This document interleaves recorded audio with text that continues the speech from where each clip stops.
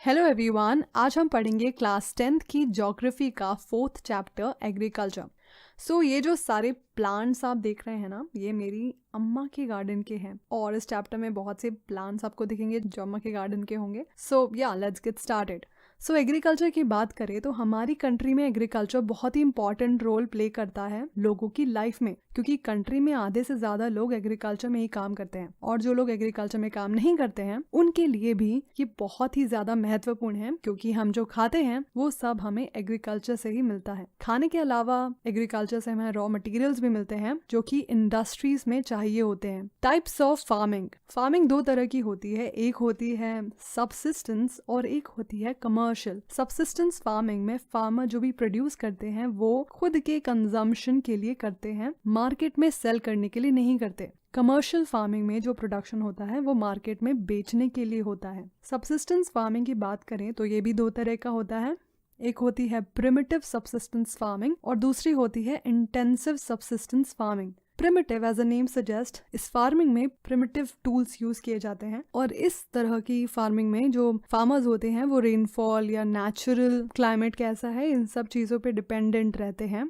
यानी अलग से वो प्रोडक्शन बढ़ाने के लिए कुछ नहीं करते, जैसा भी नेचुरल एनवायरनमेंट है उसके हिसाब से ही प्रोड्यूस करते हैं। इंटेंसिव सबसिस्टेंस फार्मिंग में जैसा नाम से लग रहा है इंटेंसिव तरीके से केमिकल्स, इनपुट्स और इरिगेशन का यूज करते हैं छोटे से प्लॉट में और प्रोडक्शन करते हैं अपनी फैमिली के लिए। तो इंटेंसिव कल्टीवेशन हमें उन जगह देखने को मिलती है जहाँ पे पॉपुलेशन बहुत ज्यादा है और प्लॉट या लैंड का साइज बहुत छोटा होता है और उस छोटे से ही प्लॉट पे फार्मर की फैमिली डिपेंडेंट रहती है खाने के लिए। अच्छा, तो फार्म का साइज छोटा क्यों होता है? ये होता है राइट ऑफ इनहेरिटेंस की वजह से, यानी कि एक जनरेशन से दूसरी जनरेशन में जब भूमि का बंटवारा होता है तो सबके हिस्से में कम कम जमीनें आने लगती है, तो जनरेशन बाय जनरेशन फार्मर का लैंड साइज कम होता रहता है। तो इंटेंसिव सबसिस्टेंस फार्मिंग में फार्मर ज्यादा होते हैं, लैंड कम होता है, और प्रिमिटिव सबसिस्टेंस फार्मिंग में फार्मर्स कम होते हैं, लैंड ज्यादा होता है। अब प्रिमिटिव एग्रीकल्चर को थोड़ी और अच्छे से समझते हैं। इस एग्रीकल्चर में फार्मर ये करते हैं कि लैंड में जो भी पेड़ लगे हैं उनको काटते हैं और जो बाकी छोटे प्लांट्स या पत्तियां बची होती हैं उनको आग लगा देते हैं। ऐसा करने से लैंड क्लियर हो जाते हैं और सॉइल में न्यूट्रिएंट्स भी जाते हैं, इसलिए इस तरह की फार्मिंग को स्लैश एंड बर्न एग्रीकल्चर भी कहते हैं। इसके बाद जब ये साफ हो जाता है तब फार्मर्स इसमें एग्रीकल्चर करते हैं और फिर जैसे जैसे इसमें प्रोडक्शन होता रहता है प्रोडक्टिविटी कम होने लगती है और लैंड की फर्टिलिटी कम होने लगती है।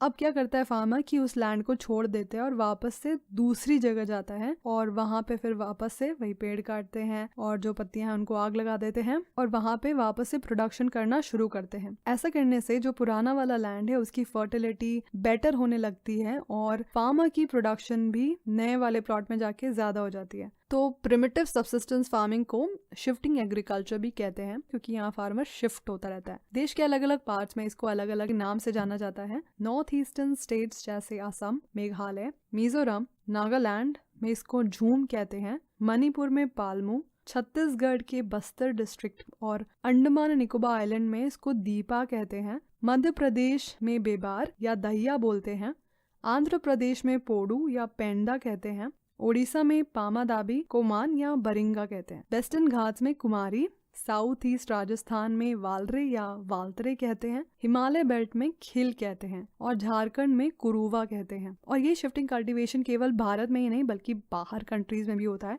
जैसे मेक्सिको और सेंट्रल अमेरिका में इसको मिल्पा कहते हैं, वेनेजुएला में कोनुको, ब्राजील में रोका, सेंट्रल अफ्रीका में मसोले, इंडोनेशिया में लदांग, वियतनाम में रे कहते हैं। चलो now let's come back two types of farming and बात करते हैं कमर्शियल फार्मिंग की।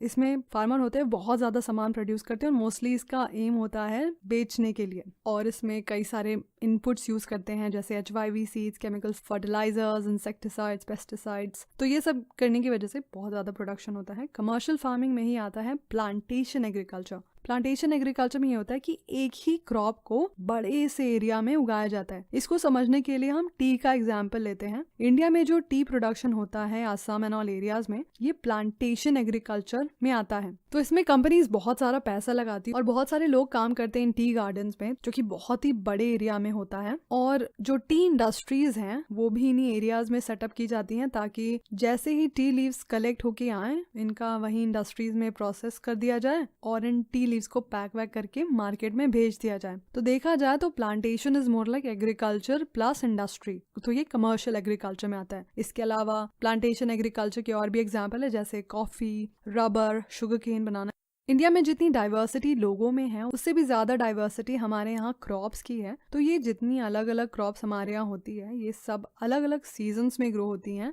जैसे कुछ ठंड में होती हैं, कुछ गर्मी में होती हैं, कुछ मानसून में होती हैं, यानी अलग अलग क्रॉपिंग सीजन होते हैं। ये 3 तरह के होते हैं, खरीफ, रबी और जायद। खरीफ क्रॉप्स वो होती हैं जिनको पानी और धूप चाहिए होती है अच्छी। तो खरीफ क्रॉप्स को मॉनसून के आने के पहले बो दिया जाता है, यानी मई जून में बो दिया जाता है। और जब मॉनसून के जाने का टाइम होता है सितंबर अक्टूबर के महीने में, तो ये फसल काट ली जाती है। तो ये जो सारी फसल आप देख रहे हो ये सब खरीफ सीजन की फसल है। मेन जो खरीफ सीजन की फसल है वो है चावल। यू नो व्हाट, इंडिया में वर्ल्ड का लगभग 20% चावल प्रोड्यूस होता है। इंडिया सेकंड नंबर पे है चावल की प्रोडक्शन में आफ्टर चाइना। चावल को बहुत सारा पानी चाहिए होता है, इसके अलावा इसको हाई टेम्परेचर भी चाहिए होता है।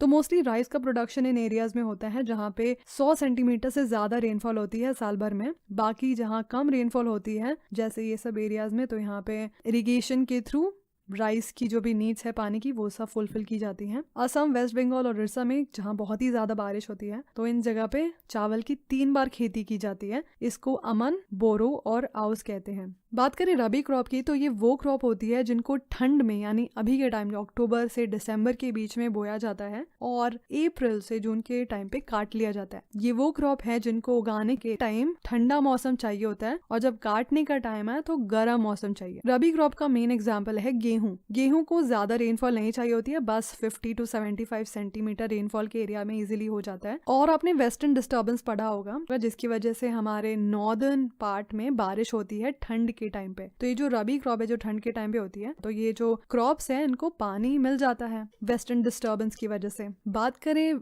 गेहूं की, जो कि रबी क्रॉप है, वीट 2 मेन एरियाज में होता है इंडिया में। एक है गंगा सतलज प्लेन और दूसरा है डेक्कन का ये ब्लैक सॉइल रीजन। तो रबी और खरीफ सीजन के बीच में जो थोड़ा सा सीजन होता है उसको जायद सीजन कहते हैं। इसमें watermelon, musk melon, cucumber, vegetables ये सब चीजें उगाई जाती हैं। तो ये तो हमने कुछ ही क्रॉप्स की बात की, अभी हम इन सब के बारे में भी जानेंगे। मिलेट्स यानी मोटा अनाज। तो नाम है इसका मोटा अनाज, बट अगर आप इसको खाते हो तो आप मोटे नहीं बल्कि एकदम फिट हो जाओगे। इसमें आते हैं ज्वार, बाजरा, रागी और भी कई सारे होते हैं मिलेट्स। तो हम इन्हीं तीनों के बारे में बात करते हैं। ये तीनों खरीफ क्रॉप है, यानी कि ये गर्मी के टाइम पे होती है। ज्वार होता है मेनली महाराष्ट्र, कर्नाटका, आंध्र प्रदेश और मध्य प्रदेश में। बाजरा सैंडी सॉइल या फिर शैलो ब्लैक सॉइल में होता है। बाजरा मेनली होता है राजस्थान, उत्तर प्रदेश, महाराष्ट्र, गुजरात और हरियाणा में। रागी रेड, ब्लैक, सैंडी, लोमी और शैलो ब्लैक सॉइल में होता है। ये होता है कर्नाटका, तमिलनाडु, हिमाचल प्रदेश, उत्तराखंड, सिक्किम, झारखंड और अरुणाचल प्रदेश में।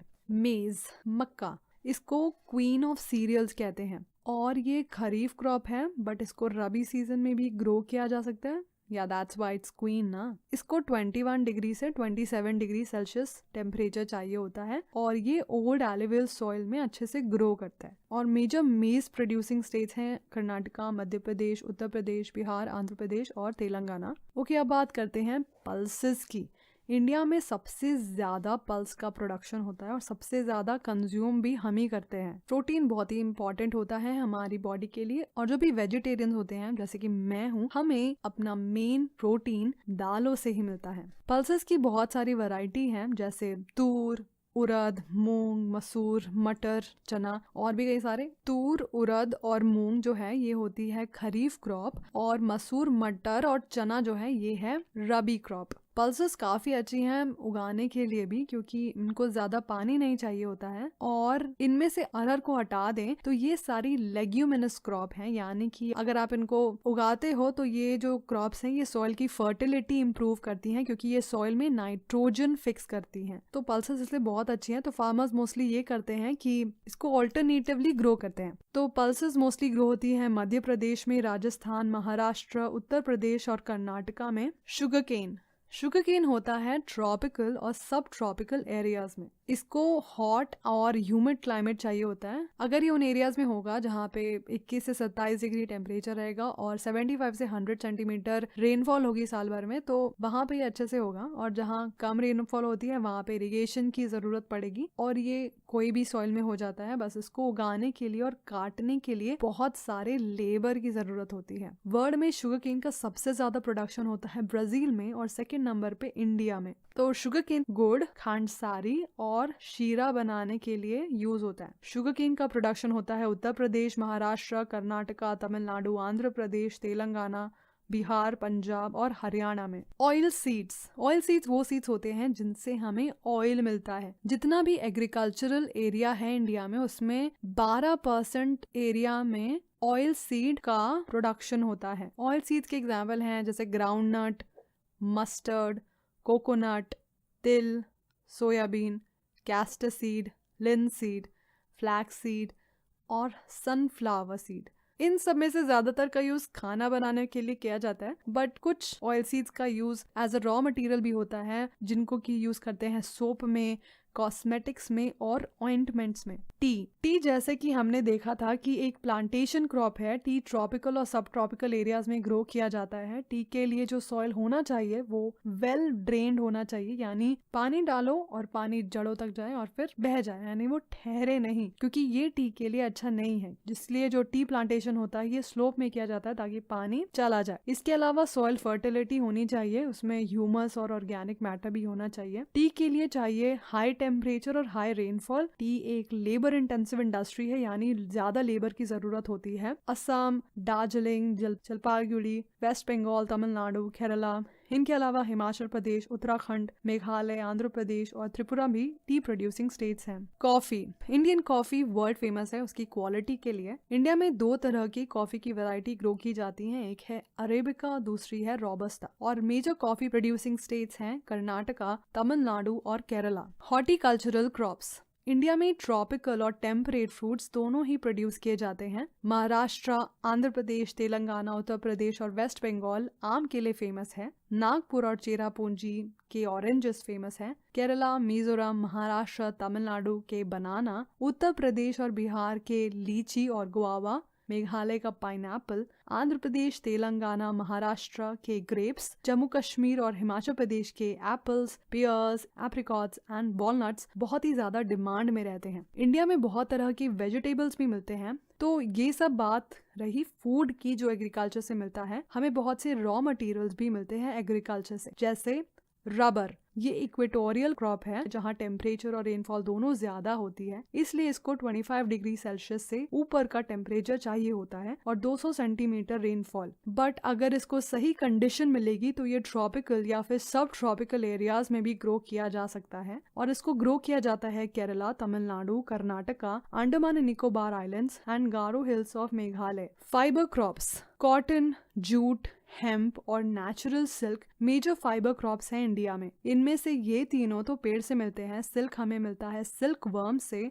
जब हम सिल्क बनाते हैं सिल्क वर्म की मदद से, इसको हम सेरीकल्चर बोलते हैं। हम जानेंगे इन दोनों के बारे में। कॉटन, इंडिया को कॉटन का ओरिजिनल होम मानते हैं। हमारे यहाँ बहुत टाइम से ही कॉटन फाइबर्स का यूज किया जा रहा है। कॉटन ब्लैक सॉइल में बहुत अच्छे से होता है, जो कि हमें इंडिया के डेक्कन पार्ट्स में मिलता है। कॉटन एक खरीफ क्रॉप है, इसको धूप ज्यादा चाहिए होती है बट इरिगेशन कम चाहिए होता है। और अगर कॉटन की अच्छी फसल चाहिए तो इंश्योर करना पड़ेगा कि 210 दिनों तक ठंडी नहीं हो। तो इसको 6 से 8 महीने चाहिए होते हैं मैच्योर होने के लिए। ये जो आप पेड़ देख रहे हो ना, ये कॉटन का ही पेड़ है। तो अभी इसमें कॉटन के फ्लावर्स हैं। ये एक फ्रूट है क्योंकि इसमें होता है सीड। अभी क्योंकि ठंड हो गई है तो इसमें अभी फ्लावर ही हुआ है। मेजर कॉटन प्रोड्यूसिंग स्टेट्स हैं महाराष्ट्र, गुजरात, मध्य प्रदेश, कर्नाटका, आंध्र प्रदेश, तेलंगाना, तमिलनाडु, पंजाब, हरियाणा और उत्तर प्रदेश। जूट का जो पेड़ होता है उसको काट के देन पानी में भिगोते हैं, देन उसमें से फाइबर निकालते हैं, जिससे बहुत सी चीजें बनाने में यूज किया जाता है, जैसे Ghani bags, mats, ropes, yarn, carpet, jute को गोल्डन फाइबर भी बोलते हैं। ये उन जगह होता है जहाँ वेल ड्रेन्ड सॉइल हो और इसको ग्रोथ के टाइम पे हाई टेम्परेचर चाहिए होता है। ये होता है वेस्ट बंगाल, बिहार, असम, ओडिशा और मेघालय में। Technological and institutional reforms. Agriculture India में हजारों सालों से हो रहा है, बट अभी के टाइम पे जब हमारी पॉपुलेशन इतनी तेजी से बढ़ रही है तो हमें एग्रीकल्चर में कुछ रिफॉर्म की जरूरत है ताकि हमारे यहाँ प्रोडक्शन ज्यादा हो प्लस फार्मर का भी फायदा हो। तो ये रिफॉर्म दो एरियाज में करना है, एक है टेक्नोलॉजिकल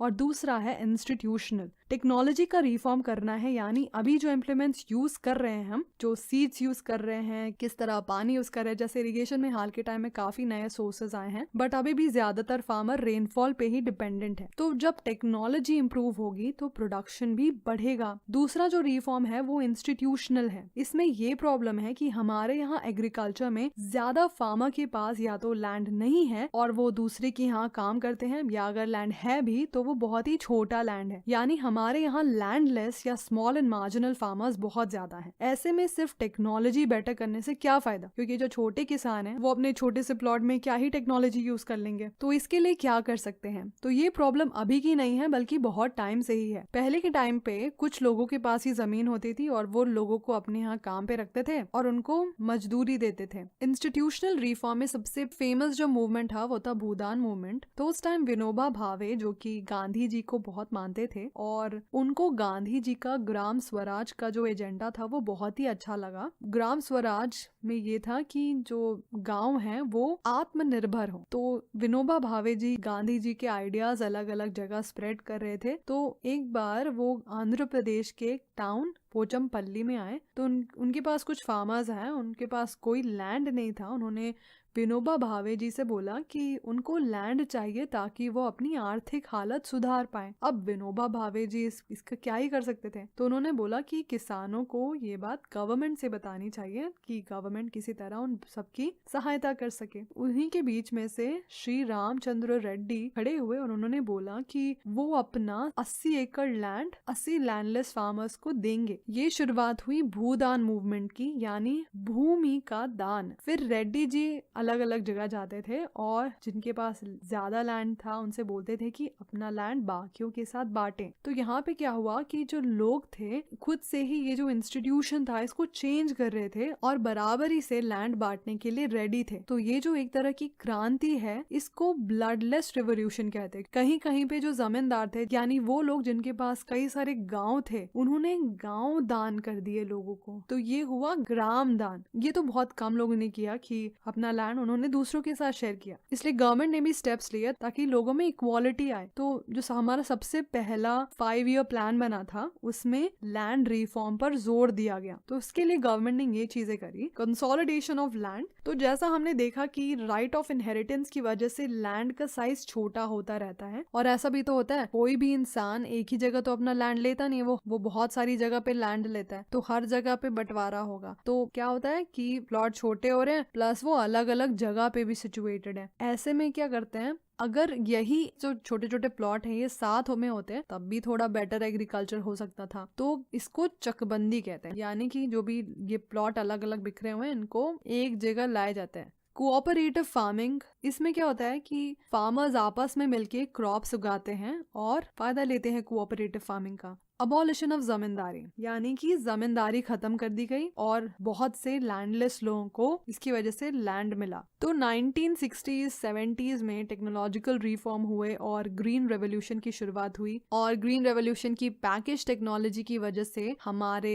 देश में व्हीट और राइस जम के उगने लगा। और फिर व्हाइट रेवोल्यूशन भी हुआ जिसकी वजह से कंट्री में मिल्क का प्रोडक्शन भी बढ़ा। बट इन सब चीज का फायदा कुछ ही एरियाज में था। तो ये फायदा औरों तक पहुंचाने के लिए 1980s 1990s में कॉम्प्रिहेंसिव लैंड डेवलपमेंट प्रोग्राम आया, जिसमें कि टेक्नोलॉजिकल और इंस्टीट्यूशनल दोनों ही तरह के रिफॉर्म्स थे, जैसे provision for crop insurance against drought, flood, cyclone, fire and disease. यानी अगर किसान अपनी क्रॉप का इंश्योरेंस करवाता है तो फसल को अगर इनमें से कोई भी नुकसान होता है तो उनको कॉम्पनसेशन मिलेगा। ऐसा नहीं होगा कि उनका पूरा पैसा डूब जाएगा। Establishment of regional rural bank, ये वो बैंक जो स्पेशली एग्रीकल्चर के लिए बनाए गए होते हैं और ये फार्मर्स को हेल्प करते हैं उनको क्रेडिट देने में बहुत ही कम रेट ऑफ इंटरेस्ट पर। और कोऑपरेटिव फार्मिंग शुरू की गई। इसके अलावा किसानों के लिए और भी चीजें की गई, जैसे किसान क्रेडिट कार्ड बनवाए गए, जिसके अंदर ये था कि किसान के पास अगर पैसे नहीं है तो वो डायरेक्टली एटीएम जाके पैसे ले सकते हैं और उसको पूरे साल में कभी भी पे कर सकते हैं। साथ ही साथ इनको इसमें पर्सनल एक्सीडेंट इंश्योरेंस स्कीम के अंदर कवर मिलता है, यानी अगर फार्मर की डेथ हो गई या अपाहिज हो गए तो उसका उनको पैसा मिलेगा। और फार्मर की हेल्प करने के लिए उनको मौसम की जानकारी दी जाती है ताकि वो मौसम के हिसाब से अपनी फसल की तैयारी करें। इसके अलावा टीवी और रेडियो की हेल्प से किसानों को जागरूक किया जाता है और गवर्नमेंट किसानों को बिचौलियों से भी बचाती है। Contribution of agriculture to the national economy, employment and output. तो जैसा कि हमने sectors of Indian economy chapter में पढ़ा था कि इंडिया में बहुत सारे लोग एग्रीकल्चर करते हैं, बट एग्रीकल्चर का कंट्रीब्यूशन जीडीपी में कम होता जा रहा है। तो इतने सारे लोग जो एग्रीकल्चर पे डिपेंडेंट हैं उनके लिए ये बिल्कुल भी अच्छा नहीं है। और ये भी है कि हमारे यहाँ एग्रीकल्चर में प्रोडक्टिविटी काफी कम है, उसके लिए गवर्नमेंट ने ये सारे काम किए हैं। Impact of globalisation on agriculture. Globalisation होता है जब कंट्रीज आपस में चीजें खरीदती हैं, बेचती हैं, लोग एक कंट्री से दूसरी कंट्री में जाते हैं, काम करते हैं। तो ग्लोबलाइजेशन अभी से नहीं बल्कि बहुत पहले से हो रहा है। इनफैक्ट जो ब्रिटेन ने हमारे ऊपर रूल किया था, ये हमारे यहाँ जब आए थे, ये ट्रेडर्स बन के आए थे हमारे यहाँ से सामान खरीदने के लिए। यूरोपियन कंट्रीज को हमारे यहाँ की स्पाइसेस चाहिए थी, तो वो हमारे यहाँ लोगों को एनकरेज करते थे ज्यादा से ज्यादा स्पाइसेस उगाने के लिए। अभी भी बहुत सारी स्पाइसेस इंडिया एक्सपोर्ट करता है दूसरी कंट्रीज को। स्पाइसेस के साथ साथ इंडिया का कॉटन भी बहुत फेमस था और हमारे यहाँ से कॉटन एक्सपोर्ट होके इंग्लैंड जाता था, जिसकी वजह से मैनचेस्टर और लिवरपूल में जो टेक्सटाइल इंडस्ट्री थी वो ग्रो होने लगी। और ब्रिटिश को इंडिया की इंडिगो भी एक्सपोर्ट करनी होती थी। इंडिगो होती थी कपड़ों को डाई करने के लिए और इससे काफी अच्छा कलर आता था। तो इंडिगो उगाने के लिए ब्रिटिश ने किसानों से बोला कि वो अपने खेत में इंडिगो उगाएं, बट इंडिगो के लिए फार्मर को फर्टाइल सॉइल चाहिए होता है और ना चाहते हुए भी उनको अपने ही फार्म में इंडिगो उगाना पड़ता था। और उगाने के बाद अंग्रेज बहुत ही सस्ते दाम में उनसे इंडिगो खरीद लेते थे। तो इसलिए फार्मर्स ने प्रोटेस्ट किया, जिसमें गांधी जी ने भी उन फार्मर्स का साथ दिया। इसको चंपारण आंदोलन भी बोलते हैं। तो ये तो बात रही इंडिपेंडेंस की पहली की। इंडिपेंडेंस के बाद बहुत सालों तक इंडिया ने बाहर की कंट्री से ट्रेड बहुत ही कम किया, बट 1990s में जो रिफॉर्म हुए और हमने वापस से इंटरनेशनल ट्रेड करना शुरू किया और हमारी इकोनॉमी बाहर की कंट्रीज के लिए ओपन की, तब से हमारे यहाँ हमें अलग अलग तरह के प्रोडक्ट्स दिखते हैं, अलग अलग कंपनीज हमें दिखती हैं मार्केट में, अलग अलग तरह के वेजिटेबल्स और फ्रूट्स भी हमें दिखते हैं, क्योंकि अब हम दूसरी कंट्रीज को अपने यहाँ के एग्रीकल्चरल प्रोडक्ट्स बेचते हैं और दूसरी कंट्रीज से खरीदते हैं। बट इन सब के बीच इंडिया के फार्मर के लिए बहुत प्रॉब्लम शुरू हो गई है, क्योंकि भले ही इंडिया में rice, cotton, rubber, T, coffee, jute and spices अच्छी क्वांटिटी में होता है और जो अच्छी क्वालिटी का भी होता है, पर इंडिया के फार्मर डेवलप्ड कंट्री के फार्मर से कम्पीट नहीं कर पाते हैं। ऐसा इसलिए क्योंकि डेवलप्ड कंट्रीज के जो फार्मर्स हैं उनकी गवर्नमेंट उनको बहुत सारे बेनिफिट्स देती है, सब्सिडीज देती है और उनको प्रमोट करती है कि वो ज्यादा से ज्यादा एक्सपोर्ट करे चीजें, वो ज्यादा से ज्यादा चीजें बनाए और दूसरी कंट्रीज में एक्सपोर्ट करे। On the other hand India में फार्मर्स बहुत ज्यादा हैं और गवर्नमेंट इनको इतने अच्छे से सपोर्ट नहीं कर पाती, जिसकी वजह से इंटरनेशनल ट्रेड में हमारे फार्मर को दूसरे फार्मर से कम्पीट करने में बहुत ही ज्यादा मुश्किल आती है। जब ग्रीन रेवोल्यूशन की शुरुआत हुई थी तो फार्मर के लिए ये बहुत ही प्रॉमिसिंग था, क्योंकि इससे प्रोडक्शन बढ़ा था। बट अब इतने सालों बाद हमें ग्रीन रेवोल्यूशन के जो नेगेटिव इफेक्ट्स हुए हैं वो हमें समझ में आ रहे हैं, जैसे कि केमिकल्स का ज्यादा यूज करने की वजह से लैंड की प्रोडक्टिविटी कम हो गई है, ज्यादा ग्राउंड वाटर का यूज इरिगेशन के लिए करने की वजह से एक्विफर्स सूख गए हैं। और जो सीड्स होते हैं ये कई तरह के होते हैं, कोई भी सीड ले लो, जैसे राइस ले लो, राइस की बहुत सारी वैरायटी मिलती है, बट जो फार्मर्स हैं वो मोस्टली कुछ ही वैरायटी का यूज ज्यादा करते हैं, तो बाकी वैरायटी का सीड नहीं यूज करने की वजह से ये सब जो सीड की वैरायटी है ये सब खत्म हो सकती है। तो हमारी बायोडाइवर्सिटी पे भी इसका काफी बुरा असर हुआ है। इसलिए आजकल ऑर्गेनिक फार्मिंग बहुत पॉपुलर हो रहा है, जिसमें फैक्ट्री में बने हुए केमिकल्स और फर्टिलाइजर्स का यूज नहीं किया जाता है तो इससे एनवायरनमेंट पे बुरा असर भी नहीं पड़ता है। तो फार्मर को अलग अलग तरह की चीजें उगानी चाहिए, ना केवल राइस और व्हीट बल्कि पल्सेस या मिलेट्स भी ज्यादा ग्रो करनी चाहिए। इससे ना केवल उनकी इनकम बढ़ेगी बल्कि एनवायरनमेंट पे भी बुरा असर नहीं पड़ेगा। और ऐसी क्रॉप उगानी चाहिए जिसमें पानी कम लगे, जैसे कि fruits, medicinal herbs, flowers, vegetables, biodiesel crops जैसे जट्रोफा और जोजोबा। इन सब में बहुत ही कम पानी लगता है और राइस और शुगर में बहुत ज्यादा पानी लगता है। इन सबको उन्हीं एरियाज में उगाना चाहिए जहाँ पे पानी ज्यादा होता है। और वैसे भी इंडिया में इतना अलग अलग तरह का क्लाइमेट होता है तो बेटर है ऐसी खेती करे जो हमारे मौसम के हिसाब से हो। सो या it's the end of the video. And ये जो आप गार्डन देख रहे हो ना, ये मेरे मामा का गार्डन है और मुझे बहुत ही ज्यादा अच्छा लगता है। सो आई थॉट इसको दिखाऊं आप लोगों को भी। तो अगर आपको ये वीडियो और मामा का गार्डन दोनों ही अच्छा लगा, so like the video and I hope आपको ये चैप्टर समझ में आया हो। All the very best for your exam and take care. Bye.